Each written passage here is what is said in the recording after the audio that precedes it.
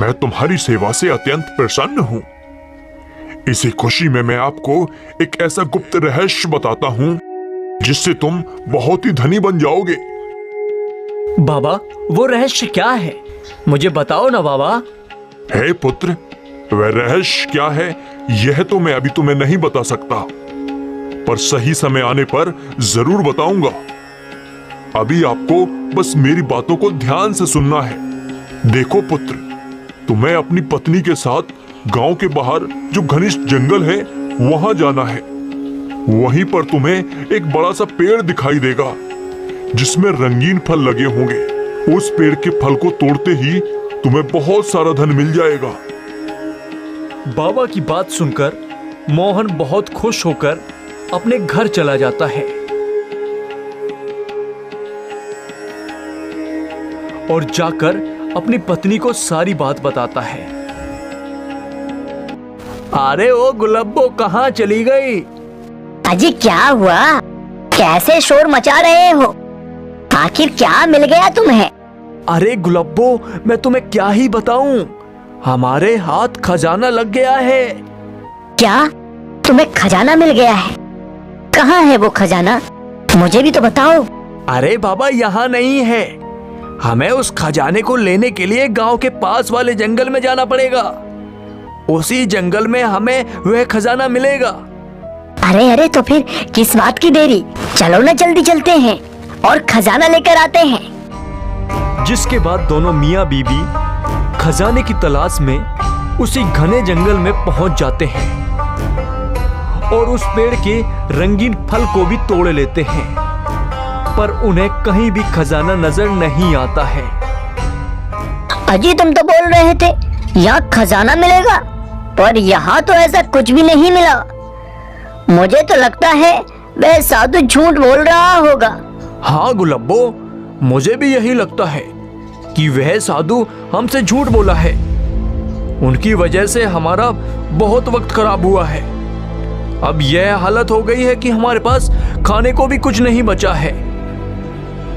दोनों आपस में ऐसे ही बात कर रहे थे कि तभी अचानक एक चिड़िया आकर मोहन के ऊपर बैठ जाती है।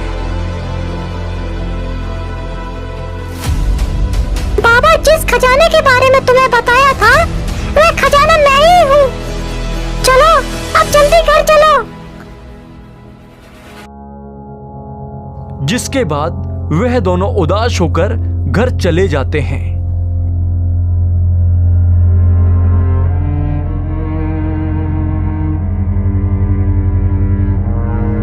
अजी, मैं तो कहती हूँ एक बार तुम उसी साधु के पास फिर से जाओ और उनको बोलो कि वहाँ कोई खजाना बजाना नहीं मिला है, और बोलो कि तुमने झूठ क्यों बोला। फिर मोहन उस चिड़िया को अपने साथ ले जाकर उस बाबा के पास पहुंच जाता है। क्या हुआ पुत्र, तुम्हें खजाना मिल गया है ना? अब तुम यहाँ किस लिए आए हो? अरे बाबा, वहाँ कोई खजाना बजाना नहीं था। मैं तो बेकार में ही तुम्हारी बातों में आकर मेरा समय बर्बाद किया। अरे पुत्र, कैसी बात करते हो? मैं भला झूठ क्यों बोलूंगा? तुम्हें वहाँ एक चिड़िया मिली होगी, वही तो असली खजाना है। हाँ बाबा, मुझे एक चिड़िया मिली है, पर हम उससे कैसे अमीर बन पाएंगे? अरे बेटे, वह कोई साधारण चिड़िया नहीं है, वह एक जादुई चिड़िया है। मेरी बात ध्यान से सुनो, जैसे वह चिड़िया बोले तुम्हें वैसा ही करना है। अगर तुम जरा सी भी उस चिड़िया की बात नहीं मानोगे तो उसका अंजाम बहुत बुरा हो सकता है। इसलिए तुम्हें उस चिड़िया की बात पर ध्यान देना है। जिसके बाद मोहन उस चिड़िया को अपने साथ लेकर घर आ जाता है।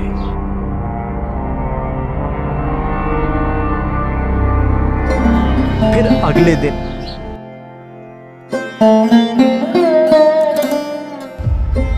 मुझे बहुत तेजी से भूख लग रही है।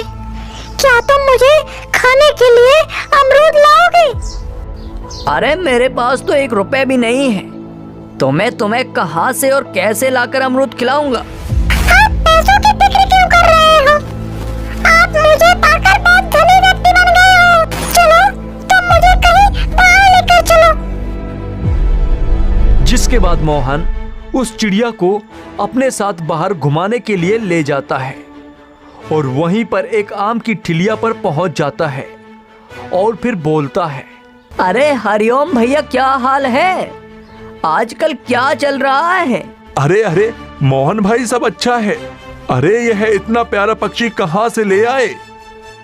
तभी चिड़िया बोलने लगती है, अरे मैं कोई साधारण चिड़िया नहीं हूँ, मैं इंसानी आवाज में बोलने वाली चिड़िया हूँ।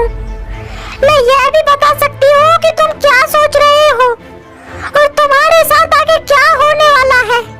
अरे वाह, तुम तो सच में इंसानी भाषा में बात करते हो। अरे मोहन भाई, मैं तुम्हारी इस चिड़िया से अत्यंत प्रभावित हूँ। इस चिड़िया के लिए तुम मेरे यहाँ से मुफ्त में ही फल ले जा सकते हो।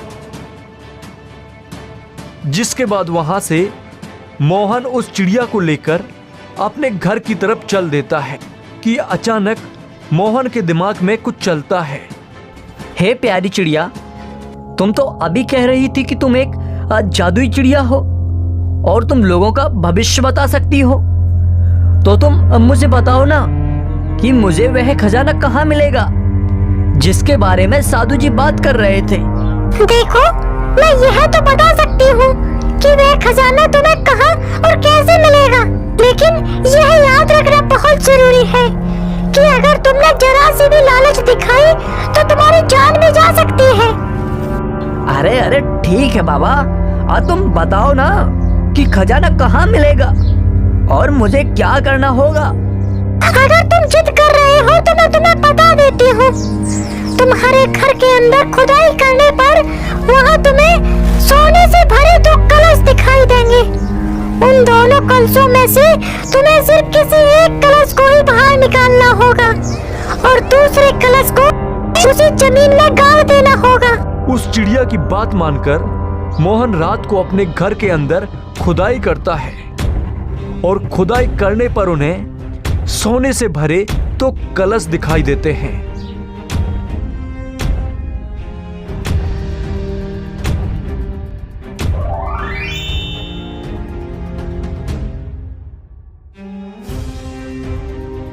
अरे यह पक्षी तो बिल्कुल सही बोल रहा था।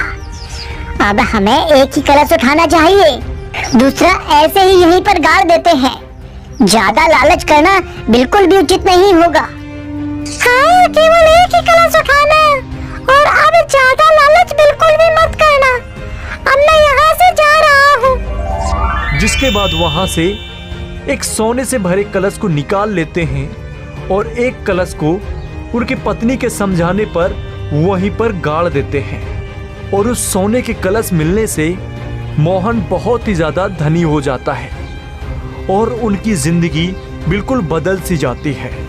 फिर कुछ समय बाद मोहन धीरे धीरे बहुत ज्यादा लालची हो जाता है और फिर अपनी पत्नी से बोलता है, अरे गुलब्बो, मैं सोच रहा हूं कि वे जो दूसरा कलश गड़ा है ना, उसे भी निकाल लेते हैं, जिससे हम लोग और भी ज्यादा धनी बन जाएंगे।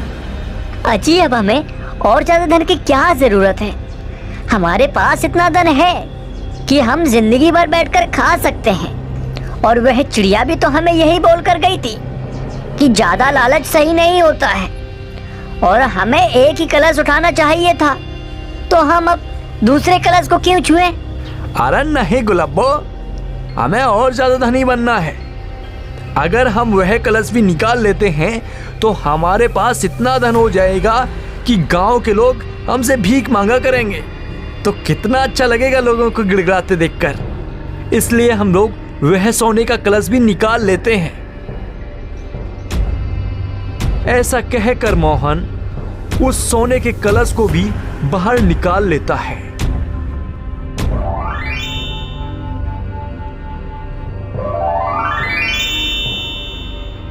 और जैसे ही उस कलश को खोलने की कोशिश करता है, वैसे ही वह कलश एक काले नाग में परिवर्तित हो जाता है और मोहन को काट लेता है, जिससे मोहन की मृत्यु हो जाती है। और फिर मोहन के पास पछताने के अलावा कुछ भी हाथ नहीं रह जाता है।